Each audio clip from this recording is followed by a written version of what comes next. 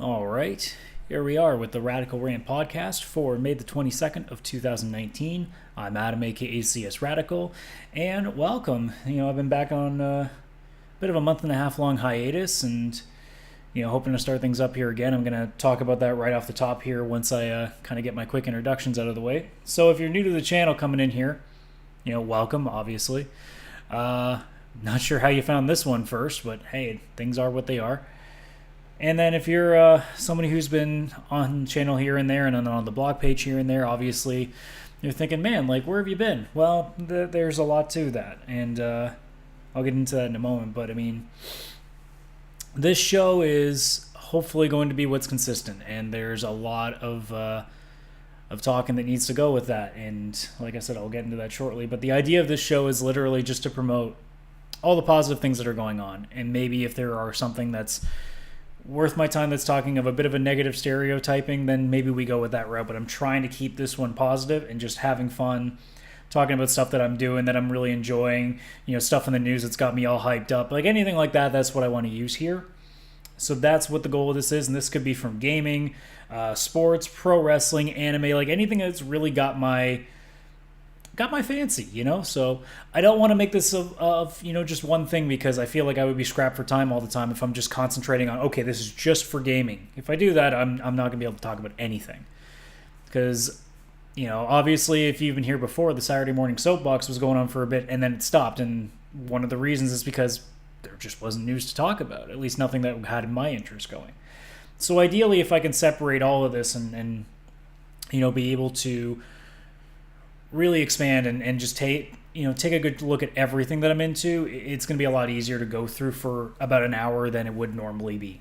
So this podcast is not going to be a news crazy podcast. I'm going to focus just on things that I've either caught up on or I've watched and I want to talk about, and there's three of them specifically. The Spider-Man video game I finally finished. It took me way too long to get a hold of that game. And then I watched over the last little while, obviously Avengers Endgame and Detective Pikachu, so I'll talk about those. But first, I wanted to get into my absence and, just a lot of things in general that's been kind of causing what's essentially been a month and a half away from anything. And the last thing I posted, I believe, as I'm looking at my channel here, would have been April the 7th. So yeah, we're looking at a month and a half. Pretty much right to the T. There's a lot of reasons for that. I've outlined it plenty of times before, either in videos when I came back onto YouTube not too long ago, and then in blog posts and other such things. There is so much that is going on with me that makes it really difficult for me to commit to this. And at the end of the day, it was just a hobby, and it always was a hobby. There were times when I had a lot more time on my hands, and that's what I used it for. Now it's not the same. I've said before, I play a lot of co-op sports. I'm trying to exercise a lot more because I'm getting older, so I need to be keeping on that stuff. The way that my work is now, I take a lot more time away from home than I normally do. And I'm also just going out a lot more. My social life, say 3 to 5 years ago, used to be a lot quieter. And now that I'm being a lot more open to things, my time is being taken away from me bit by bit. And the soapbox was a big problem of that. I figured when I started it, I thought Saturday mornings, that's easy. Like, I never do anything. And it turns out that actually wasn't the case. Or either that or somebody heard the news and figured, okay, now we got to keep Adam busy for every Saturday morning from now on. So it became really difficult to do the shows when I wanted to. And that started to add up onto me. And along with that, I wasn't posting on the blog as much. I wasn't really posting any videos alongside the soapbox. It was just that every week, and that was it. And content was just dragging. And a lot of that, like I said at the top there, is just because there wasn't a lot to talk about, at least in the gaming world, which is where the soapbox was kind of focusing on for the most part. There just wasn't as much. It was a pretty dead April, I found. Like, I didn't see anything that was making me go, oh man, I got to talk about this. It just wasn't there. And after a while, things just started to add up. For a couple of weeks, I was getting really frustrated because I had nothing to talk about, and even if I wanted to, I didn't have the drive to do it. And there's a lot to do with that. Time being a big issue. Obviously, when I only have a very small fragment of time most days to do things, especially after a 10-hour shift at work, I come home and I have maybe a couple hours before I go back to bed. I can't get myself to suddenly go from 10 hours of work and then do another show or do another video and take that time. I usually just go home, flip on the PlayStation, and just relax. It's the easiest way for me to kind of unwind. And then along with that, quite honestly, it's been a very long battle, and I've talked about it before, for the last few years of just dealing with a lot of stress and depression and things like that have make it really difficult to want to do anything. And I've tried to distract myself as much as I can, and there are just times where it doesn't work. And this specific time, after the last show I did in April, I hit a wall where I could not get past. And eventually, after a couple of weeks, I just decided, you know what? I'm taking at least a month off, just clearing my head, trying to maybe figure out if I want to do this anymore.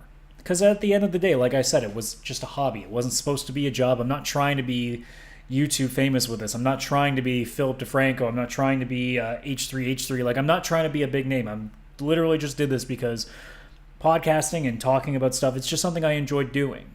And the way that I started thinking about it is that if I'm going to do something I enjoy in the little bit of free time that I have a lot of days, should I do it with something that I can sometimes perceive as work, as is the podcasting and making videos and stuff, or should I do it with something that's a lot more entertaining to me, like watching anime or watching shows or playing video games, like doing anything else that just I can shut my brain off and just go and forget about things.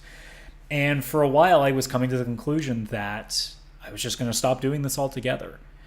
And recently I finally started having like the craving to do this again. I had things I wanted to talk about again. You know, obviously I've watched a few movies that I really want to talk about, and that kept adding up. And I kept trying to almost suppress it because I kept thinking, you know what? No, I don't want to get back into this, because what's going to happen again is I'm just going to skirt along for another month or so, and then something's going to happen that's going to put me all to whack, and I'll go leave again and draw away that consistency that I keep wanting to have. So this is like my last ditch effort.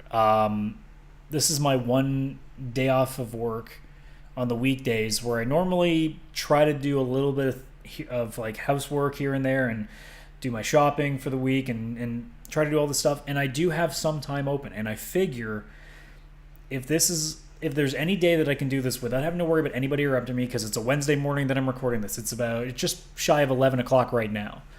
Nobody's home. Like, everybody's at work. So it's just me. I don't have to worry about people calling me saying, hey, you want to go hang out? Hey, you want to do this? Or, hey, we need you to help us doing this. I can just sit down here and guarantee myself to at least have enough time to record an hour. And it may not be an hour. This might not be an hour. I mean, I ramble, so it's very possible I could go 2 hours by accident, but at the very least, I can guarantee myself an hour this way, and I figure if I can do that, this is the best way I'm ever going to have to stay consistent again. And if I can do that, that will probably help me in the long run getting through all this, bouts of stress, because again, being able to do something consistently, say something that this is my goal, I want to do this, and accomplish that is going to make me feel a hell of a lot better than just sitting around doing nothing. So this is my way around that. So if you've been here before and seen the inconsistency and have seen how all over the place I've been, I mean, I apologize. I mean, fuck, like I can't say much more than, man, like I'm human, and there's only so much I can do before eventually things take over. If I really had the time that I wanted to and was able to afford being able to just push my job aside for, say, an extra day and just do stuff, I totally would, but that's not a thing that can happen. So I'm trying to make do the best that I can with what I have, and this is really my last real crack at it, because if this day still doesn't work, then there's literally no other option for me. So anyways, enough of the saddening bullshit and all this crap. So there are 3 things that I wanted to go through and just gush about, because I had, in this month and a half, 3 major things that I finally went through. And like I said before, the Spider-Man video game is 1, Avengers Endgame is the 2nd, and Detective Pikachu I just saw over the weekend. So there's a lot I want to talk about, and I can't wait to do that and just gush about this stuff, because all 3 of these things I royally enjoyed. So I'm going to start with the Spider-Man video game. I was very late to this party for the specific reason that I didn't want to pay full price for it. I will totally admit that when I first saw the trailer for this game, when I first saw that gameplay reveal at E3, I can't remember what year it was. I feel like it was 3 years ago. Might have been 4, might have been 2. I can't remember. I wasn't that enthusiastic about it. I really thought that it was going to get boring real fast. And I've also just had like this overwhelming feeling of just not wanting to hype myself on these kind of games because superhero games as of late just have not been good. Like we've been going, especially with Spider-Man, we've been going through such a long pile of just Spider-Man games or just downright bad. I mean, Batman's been pretty good, but I mean, other than that, like, what has there been superhero-wise? Like, I mean, sure, Injustice is there, but I mean, it's a fighting game, and you can only put so much time into a fighting game if you're not gonna play online. So, I figured Spider-Man was gonna be a game that I wanted to wait and see what happened. And then when I saw the reviews, I'm like, oh, okay, so it's doing really well. But I still wasn't quite ready to just pull the trigger and go nuts. So I made the decision that I would not grab it until I saw it at least half off. Because that's about the range of price that if it ends up being a stinker, I'm not going to be that offended. Or I'm not going to be that, upset about it. Because if I pay full price for a game like, I don't know, Mass Effect Andromeda, I get pretty mad when the game ends up being a pile of shit. But if I pay, say, $30, as what I did for Spider-Man, because it was on sale for $29.99, and that was a no-brainer. I've picked up Assassin's Creed Odyssey for the same price too. Haven't gotten to that yet because now I'm playing Dragon Quest XI. But Spider-Man to me, it's like, okay, it's $30. If it ends up just being okay, it's not that bad. And even if it's bad, you know what? It's $30, whatever. I can sell it probably for 10, 15, maybe even 20 and make most of my money back. So no big deal. As soon as I plug in the game and really get a chance to go in the open world, I was sold. Completely sold.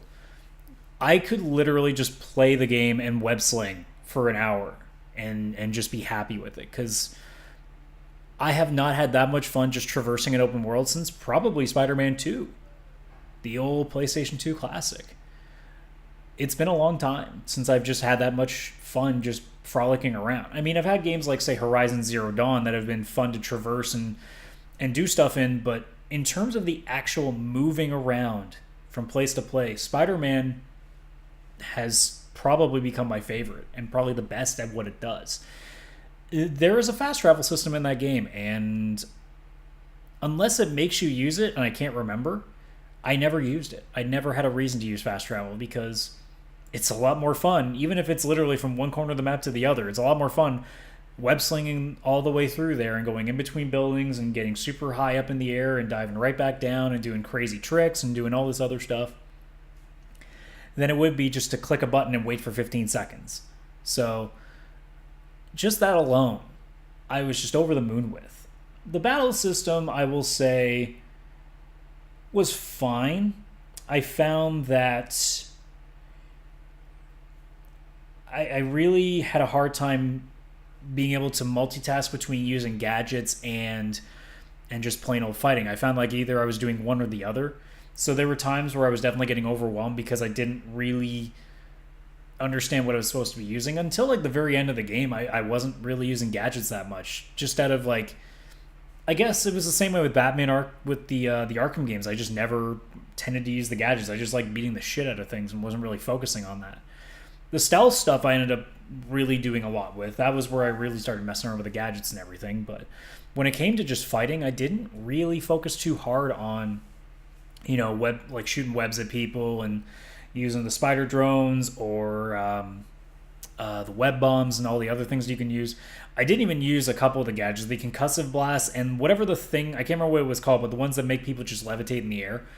I didn't use either of them ever at any point in the game. So there were a few things that just I ended up just putting by the wayside and not doing anything with. Same with a lot of the suit powers. There's a lot of stuff that I just never touched because I was just focused on, okay, I need to make my build so that I can be as defensive as possible because I'm going in guns a-blazing. And for the most part, it worked. Like, there were a few scenarios where I'm like, all right, this is getting silly. Like, whenever I would fight the towards the end of the game, and by the way, when it comes to spoilers, I'm going to be as vague as I possibly can, especially when it comes to to key spoilers. I mean, if I'm gonna talk if I talk about something that's just a straight up spoiler, it's gonna be something that I think is very minor and doesn't mean anything. But if it comes to something major, I'll try to be as vague as possible and not just say, oh, by the way, this person is gone kind of deal. No, I'm not gonna do that. But there's a point towards the end of the game where you start having to do strongholds, and one of them is these armored troops. And there is one specific one with a jetpack that becomes very difficult to handle without over the top micromanaging your gadgets and doing stuff like that. So I would find that I get pretty overwhelmed because it was in such a small area and there's guns all over the place. There's these guys on the jetpacks. There's even these guys there's just a lot of guys in melees. I was mixing up. I'm thinking about the guy that has chains that can pull you down. They don't have that. There were just so many people in such a small space that I was having a really hard time countering no matter what I did. And eventually, even with everything unlocked, I was still struggling at times to the point that I'd be leaving the area, coming back, taking a few shots and trying to leave again. And even then I'd be getting pretty close to dying a couple of times. So at certain points of the game, I got a bit frustrated with the combat, but I mean, it's probably because I just wasn't utilizing it properly. It is what it is, though. I was still playing on regular difficulty and being challenged enough that, I was getting a little frustrated, but I'm also the guy that doesn't try to play on harder difficulties because I don't have the time nor the patience anymore to just get my ass handed to me and then learn from it. This is why I'll probably never play Sekiro, even though I have an interest in it. But I just don't feel the urge to want to lose a lot because I don't have as much time as I'd like to. So I don't really want to spend that time being upset at what I'm playing. But yeah, the combat was fine.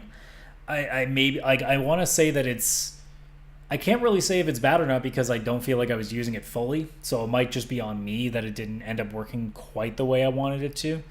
But in the end, I still enjoyed what I was doing, especially, being able to just knock guys off the top of buildings with just a quick swinging kick and all these moves that just made it really, really fluent and really fun to just watch guys just fly across the air. It was really well done.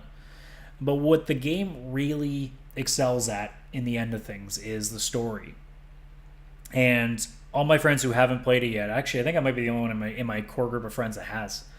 I said straight up, they take the care, the love, and the downright micromanaging of everything to make it consistent, to make it fluent, to make it understandable, to make it engaging. They made the story as up to par as what the films are. And that's at least how I felt. The early points of the game is just very quiet and leading you in, but as soon as you get to the second half, it just ramps up and goes. There's a point where you start dealing with Miles Morales. I don't feel like that's much of a spoiler because Miles is obviously a Spider-Man. And they try to do as many callbacks as they can, so making Miles a character in that game makes perfect sense. As soon as you get introduced to Miles, things really start to turn, and that's when you really get into the more intense and the downright dirty stuff. And I gotta tell you, by the end of the game, I was left completely blown away. There is a certain point right at the very end that they tell you straight up, we're not fucking around. This isn't going to be, just some hokey, silly little, Spider-Man story. No, we're pushing this. And they've obviously made it very sequel baity, which I'm down for, obviously, and it makes me want to play other Marvel franchises with these guys. But yeah, right at the very end, they put one specific character out of action that makes you go, wow, taboos are off here. They are not going to hold back. Nothing is sacred. Nothing is not going to happen. There is even a potential possibility, obviously, if in the comics, Peter Parker dies because Doc Ock takes over Peter's body and switches, and Doc's body is dying. Peter dies. There is a distinct possibility that you could even have a Peter Parker death in a Spider-Man game with how this game is written. They don't fuck around. And that's the kind of stuff that I'm interested in because it's going to keep me guessing. Now I'm not playing the role of, okay, well, I know in the comics this happens, so this is probably what's going to happen. It doesn't happen this way. And because of that, that makes the story so much more engaging, because now you're not playing the game of, well, this is going to happen, so let's just get through this and maybe we'll see something cool later. No, it's, I don't know what the hell's happening. I tried guessing where everything was going to end, and obviously I had no goddamn clue by the end of it. So, not to mention that they do a lot of things really well. They play basically the entire game. Like, you start off as Otto Octavius, aka Doc Ock. You start off as his assistant. And basically the entire game, unsurprising, is once you start the game, you see the slow build to him becoming Doc Ock. And it's probably one of my favorite origin stories for a villain that I've ever seen, because you just see him slowly, piece by piece by piece, after every act, getting closer and closer to madness. And when it finally happens, you're like, oh shit, here we go. There are several points in the game where you think, oh, maybe this is it. Nope, they hold back just a little longer. You think this is the moment. Nope, still not quite there. And you just keep, you know it's coming, and you're just not sure when now. And I really like that. Other than that, they play an okay game with everybody else. I mean, nobody else really takes the show. I mean, Norman Osborn's there, but we don't get any of the goblins yet. You have a few of the smaller villains that you fight a little bit here and there. The core Sinister Six in this game, because they have several of them. They have Doc Ock, Mr. Negative, who I actually hadn't heard of before, so I was really interested in him. Vulture, Electro, Rhino, and Scorpion. So a lot of core villains that we're used to. They throw in a couple of smaller ones here. One of them, actually two of them I hadn't heard of. They throw in Black Cat. Obviously, Black Cat has the DLC, which I would love to play, but there's no goddamn way I'm paying $15 for. So, no, you're going to have to put that stuff on sale. But I mean, there was a lot of extra content along with it that was really good. But I gotta say, the one thing I enjoyed the most out of everything in the game, especially from the side stuff, is all the J. Jonah Jameson audio clips. Because in this game, he's no longer at the Bugle. Whether he got fired or whether he quit or whether something I don't know. But now he's running his own little podcasty kind of radio show. And it's pretty much like InfoWars with Alex Jones. It's him coming up with all these conspiracy theories that are Spider-Man related. And there are points where he literally does like almost the same level of Alex Jones being like, they're making the water to turn the frogs gay, like level craziness with him. And I loved it. I was dying laughing after some of them. There's one specific one where I think it had like, oh, Spider-Man's eating pigeons or something like that, something stupid. And I'm thinking, oh my god, this is amazing. Like, this is the kind of stuff that I really enjoy. That's just the over-the-top silliness, and Jameson really does it. Now, if only I could have gotten what's the actor's name that played him in the original trilogy? I can't remember his name. But only if we gotten that guy to play it, that would have been so good. But either way, like, the guy who plays the voice of him here does a fantastic job regardless. So it is what it is. But yeah, like, because I'm trying not to spoil anything really, like anything major, so I don't want to get too far into it. But I gotta tell you, like, from a game that I thought was going to be okay at best, it ended up blowing me the hell away. I definitely put this as a... See, here's the thing. When I say a 10 out of 10 game, I'm not saying it's perfect. What I'm trying to say, though, is that for me, a 10 out of 10 game is a game that, while it has flaws, none of the flaws are so great that it really takes my enjoyment away from the game. It really is a game that I enjoyed all the way through, and I played it piece by piece. I didn't play it all at once. I would put it down for almost a week, come back to it, and I'd still be ready to go and still completely interested in it. And honestly, like, that kind of a system, man, can you imagine that in VR, just web slinging around in VR like that? That would be unbelievable. But yeah, if you somehow haven't picked this game up, I can't suggest it more, especially if you are a Marvel fan. It's a no-brainer. I went in just hoping that it would be all right, and it ended up being probably one of my favorite games that I'm going to be playing in a while. So, moving from one Spider-Man feature to another, we have Avengers Endgame. And originally I wanted to end with this, but I figured if I end with this, I'm going to have an excuse to talk about a lot of spoilers, and I didn't want to do that. So, again, I will try to keep major spoilers out. I mean, other than the obvious stuff, I mean, you know that people were coming back. Like, they weren't going to kill off half of their freaking cast, especially when you knew Spider-Man has a movie coming out next month. Or not next month, July. But you know they're coming back, so you know that the snap is going to be reduxed. That was, if anybody considers that a spoiler, it's like, man, like, do you not understand how these things work? Like, do you really think they're going to cut out Black Panther and all these other characters, after? Like, come on. Come on. But anyways, there has been no movie that I have ever seen that I've been that excited for. But granted, there is also the caveat that the Avengers film carries 11 years of movies with it, since the original Iron Man. So for this to be a culmination, an ending to so many of these arcs, it's impossible not to be extremely hyped for it. And me and a bunch of friends ended up somehow getting tickets to see it opening night on the Thursday night, and we barely got it because the site kept crashing, and we managed to get enough tickets for everybody. We got there, it was packed, not surprising, and it wasn't a quiet crowd. That was probably the best part about the movie, is that it was a vocal crowd. Like, as soon as we got to the major fight at the end, nobody was quiet. Everybody was cheering, yelling at the screen, like, being like, get him!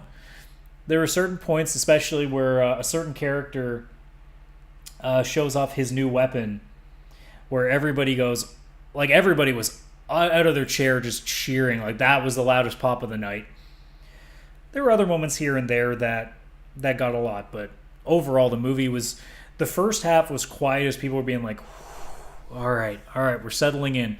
And then the second we get to basically the midway point, when things start moving along, that it ended up being an endless supply of laughter and cheering and yelling and screaming and shouting and all of that. And normally I get a little perturbed when people are overly cheering in a movie, but this is one of those times that's like, no, this is like watching a pro wrestling match. Like, nobody's being quiet here. So going in, like I said, I'm going to try to keep spoilers to a minimum. Obviously, we knew that the snap has happened, half the cast is gone, and we're going to see what happens from there. And they play a fantastic, or they just do an unbelievable job of not just immediately cutting to, okay, we're going to get them back. There's a prolonged period of, shit, what are we going to do? Like, there was a long time of that, and you felt it. A lot of people going a little bit maddening about it. Some people are handling it differently. Obviously, Hawkeye handles it a lot differently than everybody else. And, I mean, that's not a surprise. I mean, we all know that Hawkeye goes Ronin in this game. Or not this game, this film. And, for the first hour, it's very somber. There's a lot going on. The jokes are kind of held to a minimum. They still have a few quips here and there. But generally speaking, like, there wasn't anything overly funny in the first little bit. They really let it on that, like, no, this is serious. They failed. And we ain't going to hide that. And then once characters start coming back and everybody's all together, and they decided, okay, we're going to go fix this. Even that fails. And that's when you really get that momentary lapse of, oh man, what are they going to do? Even though I knew that everything was going to be fine by the end, everybody would come back, there was just that brief moment of, shit, what do they do now? And then eventually they show what goes on, and then we get to the meat and potatoes of things. But I gotta tell you, like, they do a fantastic job from the very beginning of just making everything seem bleak and making it so that the second half, which is so much bigger and fun and over the top enjoyable, they really butter you up for it. And that's a great job on their part. There's a few changes they make with some of the characters that I really enjoyed. Obviously, Hulk has a bit of an overhaul where he becomes more of the brainy Hulk. Like, the Bruce Banner has like actual good control of Hulk, so he's not like full Hulk so much as he's like half and half. The brain's still there, but he still has the brawn to go with it. That was really entertaining. I think Mark Ruffalo finally really found himself here. I mean, it's not to say that he was doing a bad job before. I just think he was very easy to push into the background before, whereas now he was definitely a lot more noticeable. And that was a really good sign. for things to come. But they did the best job with Thor. I mean, let's not kid ourselves.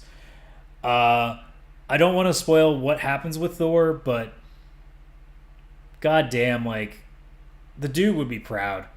The dude would be proud of him. I like the fact that since Thor Ragnarok, they've taken Thor away from being a little bit too serious and have kind of made him a lot more, I wouldn't say hokey, but very silly, like very funny. Being a lot more comedic has definitely helped. Obviously, Ragnarok is, quite honestly, one of my favorite films in the entire MCU now. And the reason for that is not because it's, serious action oriented like Cap is. No, Thor Ragnarok was one of the funniest films that they have. And that goes up there with like Guardians of the Galaxy, which is just all humor. So for them to continue it here in Avengers Endgame and make Thor to be just this over the top, like silly character who just makes quips here and there now, I love it. And the fact that, post Endgame, it looks like he's going to be teaming up with the Guardians, which is incredible. I need the Guardians of the Galaxy in my life. That's going to be fantastic. I can't wait to see how him and Drax work together, or him and Rocket work together, and it's going to be a blast. I can't wait. And those are the two things that I really enjoy going in. The midway point where things really start to turn, again, I'm trying to avoid spoiling as much as I can here. What's the best way to put this? I love the fact that they did a lot of callbacks to older films. There's a lot of looks at, if you watch like the first Avengers, if you watch like movies like Thor Dark World, Captain America, like if you paid attention to a lot of the films pre the new set of heroes, other than Doctor Strange, because Doctor Strange is in charge of a stone. Actually, the Guardians kind of are there. If you realistically, if you've been paying attention to any of the films that have taken place with any of the Infinity Stones in them, like that's where you're being rewarded, because there are several scenes that they put out there where they call back several different movies, and they do a fantastic job of giving you a quick refresh, showing you a little bit more, and just taking all the things that you really liked. It's almost like watching a greatest hits for the Avengers in that second half. It was fantastic to be able to see a lot of things again like that. And there were several points in that area of the film where I was just dying because I was just having a blast watching all these various callbacks and some of the extra jokes that were being put in there. There's one specifically with Captain America where he makes a quip at his own expense and just takes a look at himself and just being like, you know what? Yeah. And you know what line I'm talking about if you've watched the movie. That's probably my favorite line in the entire movie too. But yeah, the second half is, especially that area, that's where I knew, okay, the fun's starting. Now we're really getting into things. And then by the time we get to the big battle at the end, obviously, again, this is not spoiling, because if you really believe that this was not going to happen, you're crazy. But the snap is undone. Everybody starts coming back. The cheers started. That's when the crowd really started getting very vocal. I went nuts just to see Spider-Man back, because obviously he's feeling a lot better now. So there was that. The best part of what makes that fight scene so good is that everybody got something in there. Obviously, some got more, and a few that were very surprising. There was one specifically that really kicks Thanos' ass for a little bit that you would not have expected. And that just made me really super hyped about that character going forward. What I also really liked about this entire movie altogether, but the fight scene also counts to that, is that they really take the time to concentrate on the core. They're not spending a lot of time with the newer ones, because we haven't spent so much time with them. The core of this film is spent with Cap, with Iron Man, and with Thor. There's a little bit of Hulk, a little bit of Black Widow, a little bit of Hawkeye, but those three specifically is where everything really focuses on. Because these are the three that we've spent the most time with. These are the three that we have devoted the most films to, the most, time out of our lives to. We have the most involvement in, the most engagement to. Obviously, I have a big attachment to Captain America. That is my favorite character right now out of all these franchises that we've had. And for him to have his arc finally go to its end, Thor's has pretty much gone to its end. Now he's starting something different. Tony's definitely comes to an end. Like, all three of them find the resolution, and in various different ways. Cap's obviously was very well done. Tony's was very well done as well. Thor's is probably the only one that isn't that sad. But I mean, at the very least, a lot of people got their resolutions. Hulk finally has come to peace with himself. Black Widow and Hawkeye have kind of come to terms with each other, and they've moved on in one way or another. The Guardians are all back together again. They're off to their new journey. They do find a way to... Because this is probably the one major spoiler, but it's not really like... It's not game-changing. But they do find a way to bring Gamora back without having to worry about the Soul Stone. And it's not cheap. It doesn't come off like, oh, figures. They just wrote some weird way that she's back. No, they find a pretty legitimate way to make it work. I'm trying to think what else works with that way. Other than that, like, there are a few characters that get written off, and they all are done well. They all make sense. They all work. I didn't feel like it was a cop-out, or didn't feel like they rushed anything. The entire film is a masterpiece. It really is so well crafted. They spent a lot of time making sure that everything stayed consistent, that nothing seemed out of place, that nothing was rushed, that nothing felt like it was not being given enough time. Everything that they did in that film worked. I didn't come out of the film being mad about anything except for one particular scene in the big battle where, and I again, this isn't really spoiling much, but there's a moment where they take all the female characters and put them together. And I know that they were trying to go for a girl power moment, and I'm not against that. Like, I when I first said it to some friends, they thought I was just being, oh, you're just...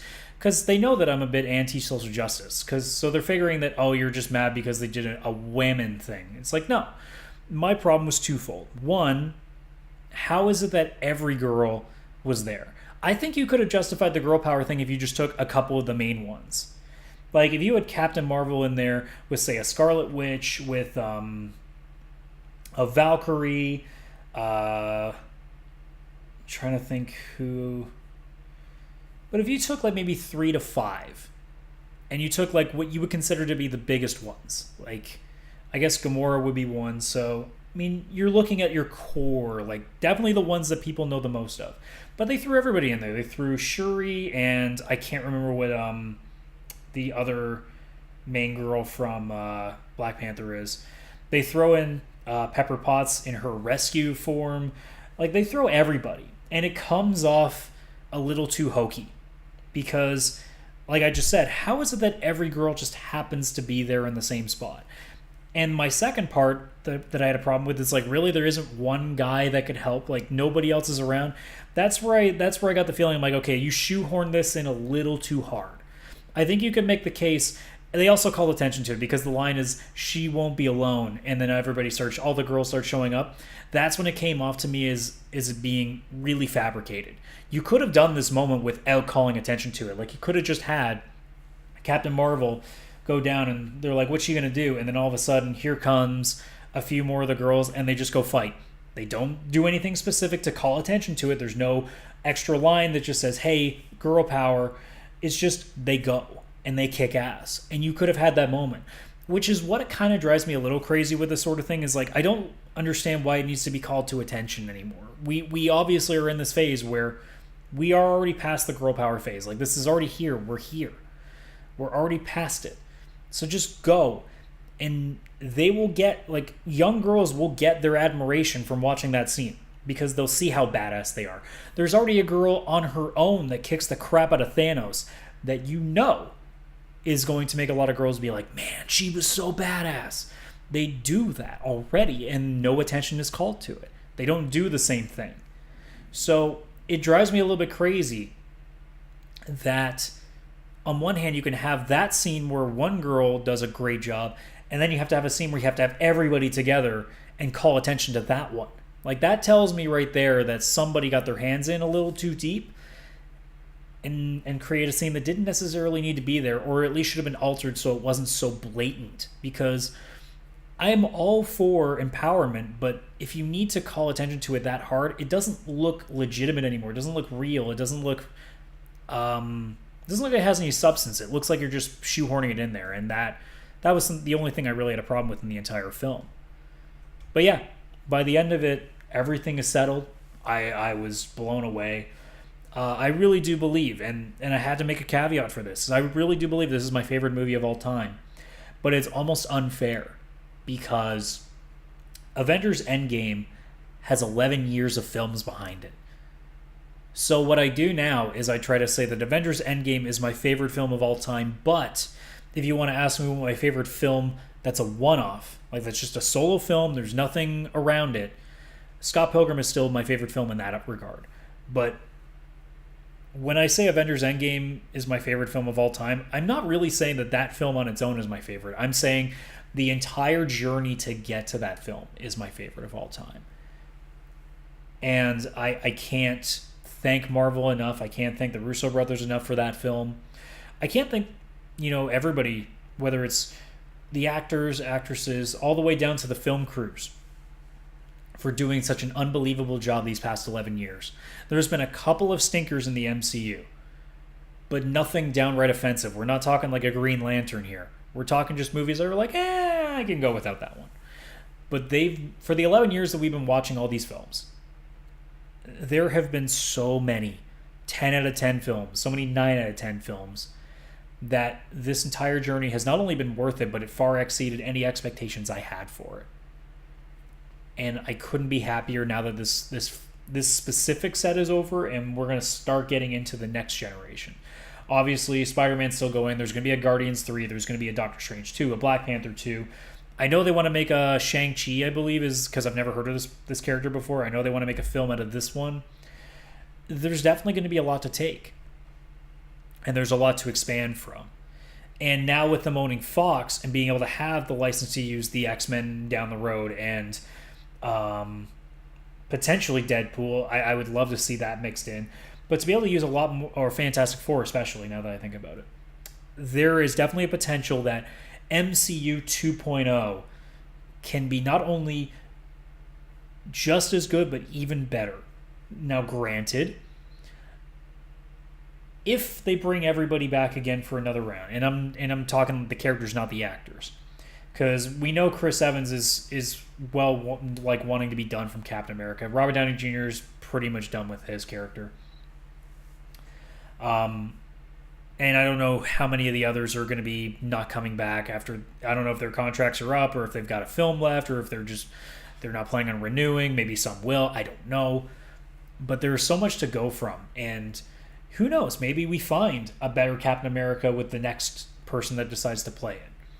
Obviously, Iron Man could potentially turn into something else. There is a few characters that you could bring back with new actors, and it could be interesting. However, it's going to be hard to top because now we're going to be in the nostalgia range when they start bringing these characters back. My hope, and I've said it before, is that they take at least 3 to 5 years away, and I would prefer more than 5 from any of those characters. Focus on making the newer ones and then bringing the old ones back. But other than that, man, I got to tell you, I've never had more fun watching a film than I did watching that. The crowd was amazing. The film was amazing. Everything just fell into place. And for these 11 years to be done and now we're going on to a new chapter, I'm just as excited going into this as I was going into the first. So, thanks for all that. 5-star movie, no question. If you haven't seen it, why the hell haven't you? Go see that goddamn film. And then last but not least, Detective Pikachu. So, we are in this era right now where video game movies are kind of being pushed a little bit more now. And most of them have been terrible. I saw ahead of watching this movie that Rotten Tomatoes had it at 75% fresh, which is the highest rating a video game movie has ever gotten. And I thought, man, if that holds up, that's going to be the first video game movie that ever has a positively fresh rating on Rotten Tomatoes. which by that logic would probably make this film the best movie that's been ever made because video game films are just so notoriously bad. So I was excited going into when I saw it last Saturday. And leaving the film, I can give you two sides of the story. If I'm taken from a critical standpoint, the movie is okay. Like, it's fine. But as a old school Pokemon fan, I was just mesmerized by how well done they do that license and don't fuck around with it like a certain Hedgehog movie has been doing recently. Because through the entirety of Detective Pikachu, I constantly kept going, oh my god, these Pokemon look so good and real. I would love to be in that world right now. Everything was so well crafted. From the very beginning, you see in the trailers already, but they also do a fantastic job of making the wildlife almost blend in. Like, obviously the birds are Pidgeys and Pidgeotos. There are Tauruses around. They have a Cubone at certain points. There's obviously Mewtwo is a big part of that. You see all different generations, I think. I don't know how far the generations expanded, if they did newer ones. Well, I know there was a Greninja in there, so they must have gone at least to most of the new generations. There are a few I didn't recognize because I haven't played a good chunk of the series. I kind of stopped after Ruby and Sapphire just because I was getting overwhelmed, and I think by the time I was at that age that Ruby and Sapphire came out, I was already moving on away from those games. So there were a few that I didn't know, but a lot of them just stuck to first generation, which helped a lot. There was a few I wish I'd seen. Like, I was really hoping to see, like, say, Oddishes and stuff like that. But, I mean, you got a Jigglypuff that was singing. You got that reference in. You got the main three starters in Bulbasaur, Squirtle, and Charmander. Obviously, you got Pikachu. You get a Mr. Mime in there, which blew me away. That was probably my favorite scene in the whole movie. Who else am I leaving out here? There's one I'm trying to remember, and I'm blanking right now. But there was a good chunk there for you.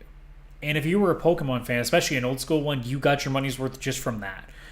Now, as a film, I mean, it's fine. Like I said, it's okay. The story is very cliche. It takes a little while to get going. The jokes are there. The jokes are certainly there. There's a lot going on that at least can keep you smiling and engaged. But from an actual story aspect, it's okay. I mean, you can pick a lot apart with it. It's also a little cheesy, but then again, this is a kids movie, so I'm not gonna really hammer it too hard. But I found that by the very end, just the motivations weren't really fleshed out of the end villain, and things kind of moved really quick at the end, just to be like, oh, here's the surprise, and we're like, okay. And I was just kind of a little bit lost by the end of it, but I was still enjoying seeing Pokemon on the screen so much that I wasn't really caring at the time. Ryan Reynolds definitely does a fantastic job with the role.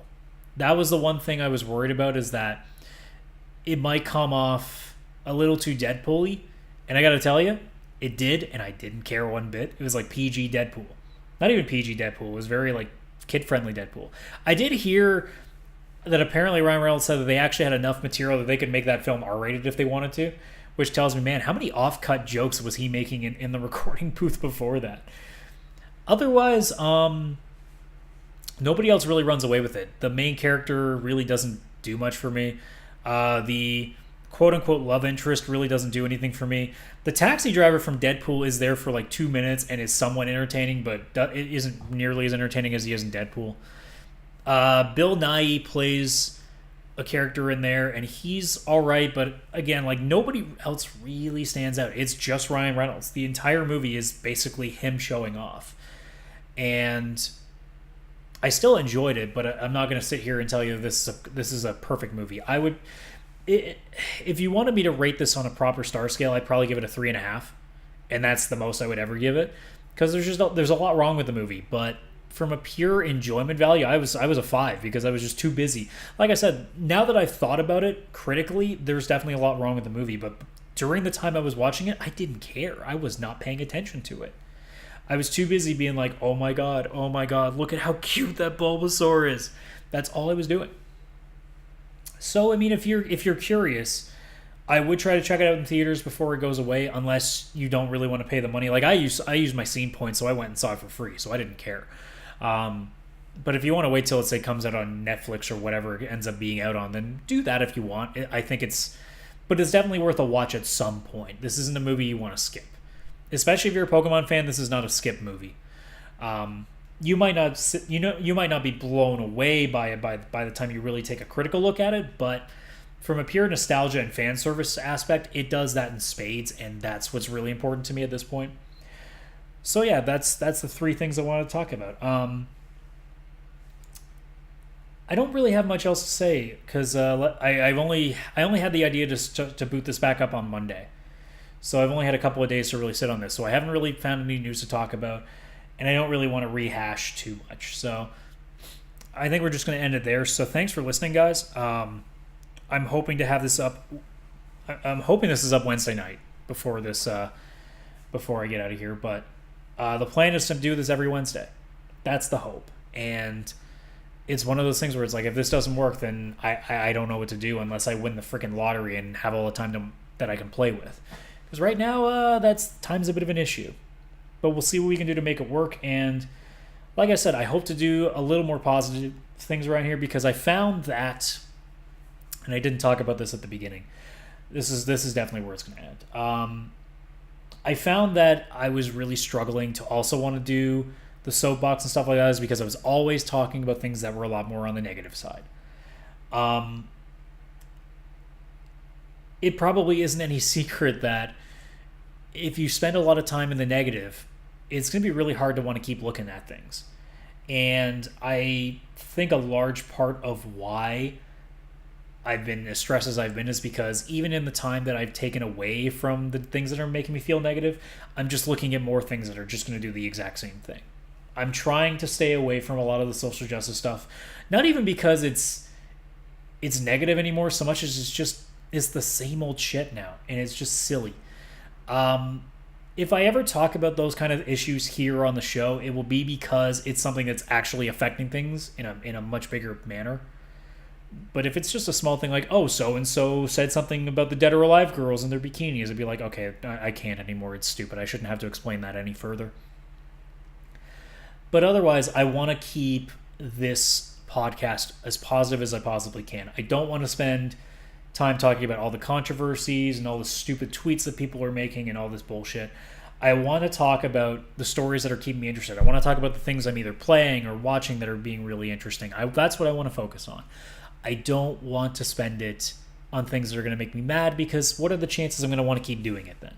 If I'm doing things that are making me really happy and making me creatively just want to flow and talk about things, then that's where I want to go.